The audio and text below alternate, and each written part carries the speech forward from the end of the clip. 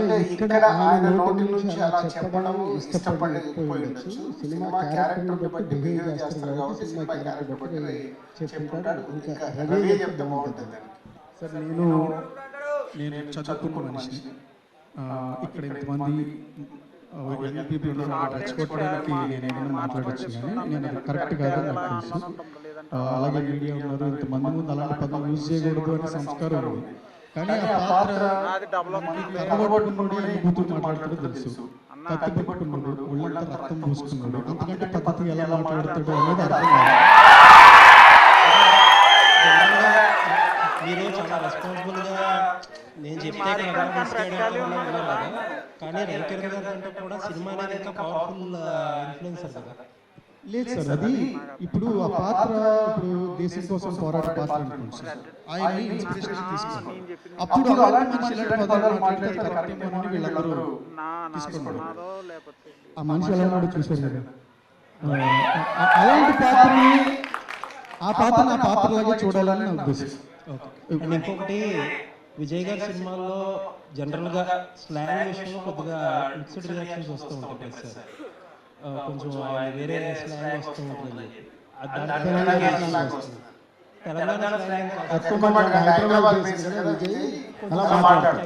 అంటే ఏ క్యారెక్టర్ వేరే స్లాంగ్ కనిపిస్తూ ఉంటుంది. సో దాన్ని ఎలా కేర్ చేస్తున్నారు? చాలా కేర్ తీసుకుంటారు. మొదటి నుంచి నాకంటే కూడా కేర్ తీసుకున్నారు.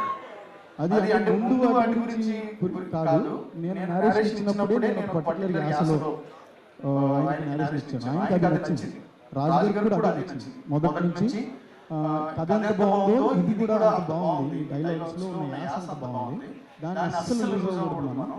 ఈ విషయంలో వెరీ పర్టికులర్ ఉండాలి అని రాజు గారు నాకు చెప్పారు, విజయ్ గారు. సో ఆయన నుంచి ఎక్కువ ఇంట్రెస్ట్ ఉంది కాబట్టి అది ట్రాన్స్లేట్ అవుతుంది స్క్రీన్ పైన. మేము చాలా ఎంజాయ్ చేస్తున్నాము ఆయన అలా మాట్లాడుతుంటే. So accurate. ఇప్పుడే చెప్పడం కొంచెం అర్లీ, కానీ నేను అక్కడ పుట్టి పెరిగిన ఎవరైనా యాస వేరేలా మాట్లాడితే నాకు తెలిసిపోతుంది, ఎప్పటికీ అనిపిస్తుంది, కొంచెం ఎక్కించినట్టు అనిపిస్తుంది. కానీ ఆయన మాట్లాడితే చాలా బాగుంది.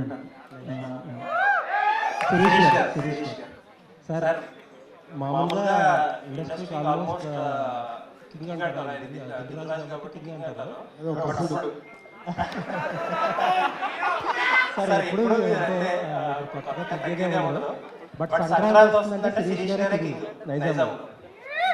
సో సంక్రాంతి 5 సినిమాల్లో 4 సినిమాలు చెప్పాను. ఓన్లీ రౌడీ జనాల గురించి మాట్లాడు. నెక్స్ట్ బేసిక్గా ఇప్పుడు స్పెషల్ బడ్జెట్ పెడుతున్నారు, ఒక ఇంప్రెషన్ కోసం అంటారు. మీరు కూడా చెప్పారు ఎంత బడ్జెట్ అని. మీరు ఓపెన్ గా చెప్తారు కాబట్టి అడుగుతున్నా, అసలు ఏంటి, ఎంత బడ్జెట్ అయింది, ఎంత విజువల్స్ చేయడానికి వెళ్ళారు? విజువల్ ఖర్చు ఒక రోజు షూటింగ్ కు మాకు ఎంత స్పెండ్ చేస్తాం అంతే. సో జనరల్ గా దాన్ని మేము చాలా ఆలోచిస్తాం. ఏంటి రవి ఒక రోజు నాకు షూటింగ్ పెరుగుతుంది అంటే, రవి వచ్చినది చాలా సింపుల్ గా కన్విన్స్ చేసి వైట్ షాట్ ఉంది కదా సరే సినిమాలో షాట్ అదే వాడుతున్నాను, అంతకు ముందు బట్టికి హాఫ్ డే షూట్ దీనికోసం స్పెండ్ చేస్తున్నాను, అది సినిమాలో వాడే షాట్. ఒక రోజు కలెక్షన్, ఒక రోజు ఎక్స్పెండిచర్ అన్నారు కదా, ఈ సినిమా ఎన్ని రోజులు తీస్తే అందులో ఒక రోజు ఎక్స్పెండిచర్. మీ ఫస్ట్ ఫిలిం రిలీజ్ అయ్యి చాలా ఇయర్స్ అవుతుంది, మధ్యలో మీరు షోరన్నర్ గా అదే రైటర్ గా చేశారు, బట్ చాలా గ్యాప్ ఉండింది మీకు. అందరు బేసిక్ చెప్తారు గ్యాప్ తీసుకోలేదు వచ్చిందని.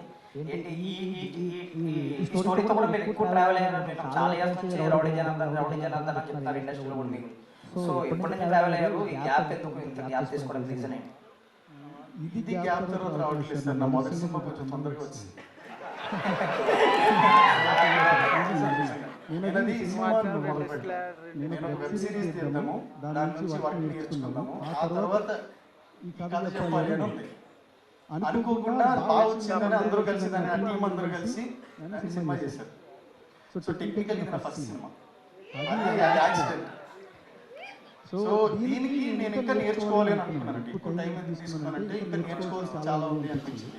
రైటింగ్లో కానీ ఎడిటింగ్లో కానీ చాలా తెలుసుకోవాలి. ఫస్ట్ సినిమా అయిన వెంటనే అర్థమైంది, ఇంకా నేర్చుకోవాల్సి చాలా ఉంది, తెలుసుకోవాల్సి చాలా. అండ్ ఈ క్యారెక్టర్తో మీరు అన్నట్టు చాలా రోజులు ఇయర్స్ 5 years నుంచి ఈ కథ మీద ఉన్నాను, ఈ క్యారెక్టర్తోనే ఉన్నాను. మధ్యలో అశోక్ వనం చేశాను, కానీ నేను అశోక్ వనం డైరెక్ట్ చేయకపోవడానికి కారణం కూడా ఇదే నా నెక్స్ట్ సినిమా అవ్వాలి అని దానికి వేరే డైరెక్టర్ అనుకున్నాను. కొంచెం టైం పెట్టాల్సి వచ్చింది అశోక్ వనంకి, కానీ మిగిలిన టైం మొత్తం ఈ 6 ఏళ్లలో 1 సంవత్సరం అశోక్ వనంకి పక్కన పెడితే 5 ఏళ్ళు చాలా బాగుంది. BDD గారు ఎగ్జైట్ అయిన పాయింట్ ఏంటి? లైక్ ఈ క్యారెక్టరైజేషన్ లేదా స్టోరీయా లేదా స్లాంగ్ ఎక్కువ ఎగ్జైట్ అయింది? ఎవ్రీథింగ్ మొదటి లైన్ నుంచే ఆయనలో ఎగ్జైట్మెంట్ చూశాను. క్లైమాక్స్ పూర్తయిన తర్వాత లాస్ట్ డైలాగ్ చెప్పినప్పుడు కూడా అదే ఎగ్జైట్మెంట్ చూశాను. నాకు తెలిసి మేబీ ఆయన ఆన్సర్ చేయాలి, నాకు తెలిసి ఆయన మొత్తం నచ్చింది. నాట్ జస్ట్ క్యారెక్టర్, నాట్ యాస, ఇంకా చాలా ఉంది చూడాలి. Not just blood and fire, ఇంకా చాలా ఎమోషన్ ఉంది, సోల్ ఉంది. అవన్నీ ఎక్కువ ఆయనకి ఇష్టం. అండ్ ఇట్స్ వెరీ పర్సనల్ అని ఆయనకి తెలుసు, అది ఆయనకి ఎక్కువ. 5 years స్టోరీతో కావాలి అన్నారు. ఒక రచయితకి మామూలుగా 2 సంవత్సరాలు కలిసి చేస్తే ప్రేమ ఎక్కువైపోతుంది రాసుకున్న ప్రతి సన్నివేశం మీద సందర్భంగా. సో ఎంతవరకు స్ట్రిక్ట్గా ఉండగలిగారు రాసుకున్న ప్రతి సన్నివేశాన్ని, రాసుకున్న ప్రతి డైలాగ్స్ సినిమాలో పెట్టడానికి కుదరకపోవచ్చు. ఆ విషయం ఎంతవరకు స్ట్రిక్ట్గా దానికి 2 నెలల నుంచి మేము వర్క్ చేస్తున్నాం. ఆల్మోస్ట్ 2 years నుంచి ప్రతి ఒక్కటి జాగ్రత్తగా రవి టీం, నేను అందరం ఎప్పటికప్పుడు చెక్ చేసుకుంటూ బెస్ట్ సినిమా ఇవ్వడానికి ప్రయత్నం చేస్తాం. ఆయన 5 years నుంచి మోస్తున్నది స్క్రీన్ మీద ఎలా తీసుకురావాలని ఓల్డ్ టీం ప్రయత్నం. రైటింగ్ దగ్గరే డైరెక్ట్ వచ్చినప్పుడు కొంచెం టోటల్గా ఏది అవసరం లేదు అనేది డిస్కస్ చేసుకుని ముందుకెళ్తాం. లవ్ క్యారెక్టర్ మీద, కథ మీద తప్ప సీన్స్ మీద, డైలాగ్స్ మీద కాదు. సార్ ఎవరైనా అందరూ ఎదురు చూస్తున్నారు, ఎవరు వచ్చారు ఇలాంటి వీడియోతో అనౌన్స్ చేస్తాం సార్.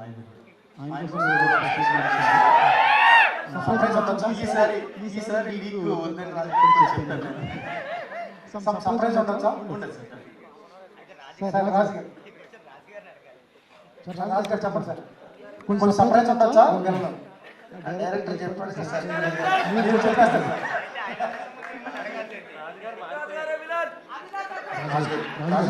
సార్. విజయ్ క్యాలిబర్కి, కెపాసిటీకి, తన ఫ్యాన్ బేస్కి తగ్గ సినిమా చేయట్లేదని కొంచెం అసంతృప్తి ఫ్యాన్స్లో ఉంది. వాళ్ళ ఆకలి సినిమా ఎంతవరకు తీరుస్తుంది sir? Rowdy Janardhan full base. అంటే బేసిక్గా చెప్పాను కదా, ఎప్పుడు ఒక హీరోకి తను చెయ్యని క్యారెక్టర్లో ఇమిడినప్పుడు మనం సినిమా చూసేటప్పుడు మనం కొత్తగా ఫీల్ అవుతాం. నాట్ ఓన్లీ ఫ్యాన్స్కి డబుల్ మీల్స్ అవుతుంది, మనకు ఫుల్ మీల్స్ అవుతుంది. సో ప్రేక్షకుడుగా మనం ఆ సినిమాను ఆస్వాదిస్తాం. అదే రౌడీ జనార్దన. రాజు గారు కుర్రాడు కొత్తగా ఉన్నాడు, కొంచెం చిన్నగా ఉన్నాడు, మరి ఎక్కువ బడ్జెట్ అంటున్నారు, చూసుకున్నారా? నేను 58 సినిమాలు తీసి 12 మంది డైరెక్టర్లు ఇంట్రడ్యూస్ చేసిన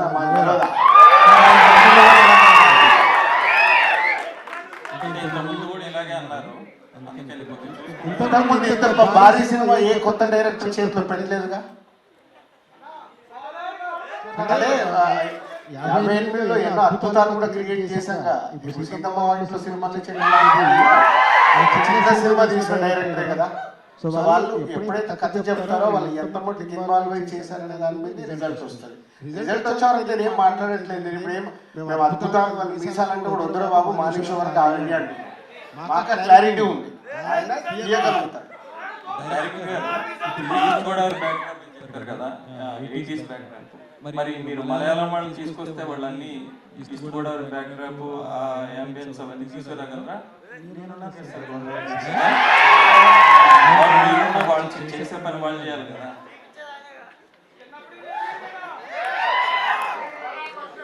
వాళ్ళు చాలా ఇష్టం టెక్నీషియన్స్, చాలా గొప్ప టెక్నీషియన్స్.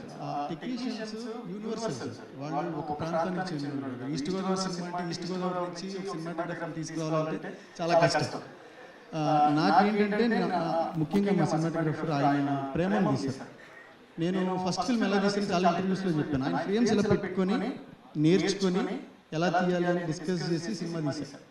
సో ఈసారి అవకాశం కుదిరింది కాబట్టి రాజుగారిని అడిగి ఆయన్ని డైరెక్ట్గా వెళ్ళి కలిసి ఆయన కథ చాలా నచ్చింది. ఇప్పటివరకు ఆయన ఎప్పుడు తెలుగు సినిమాలు చాలానే కథలు విన్నారు ఆయన. బట్ ఫార్చునేట్లీ ఈ కథ నచ్చి ఆయన ఫస్ట్ టైం తెలుగుకి వస్తున్నారు. అలాగే మిగతా టెక్నీషియన్స్ కూడా దేని యూనివర్సల్ వాళ్ళకి. మన ఇవన్నీ నువ్వు నోట్ చేసుకొని మార్నింగ్ షో అయ్యాక మళ్ళీ సక్సెస్ఫుల్ పెట్టినప్పుడు అడగాల్సిన క్వశ్చన్స్ అడుగుతున్నావు. సరే, ఇప్పుడు శిరీష్ గారు ఎందుకు మాట్లాడట్లేదు? మీరు శిరీష్ గారు అసలు మాట్లాడట్లేదు, మళ్ళీ ఏదైనా నేను మాట్లాడితే దాంట్లో ఏం వెతుకుదామని ట్రై చేస్తున్నావు. నాకు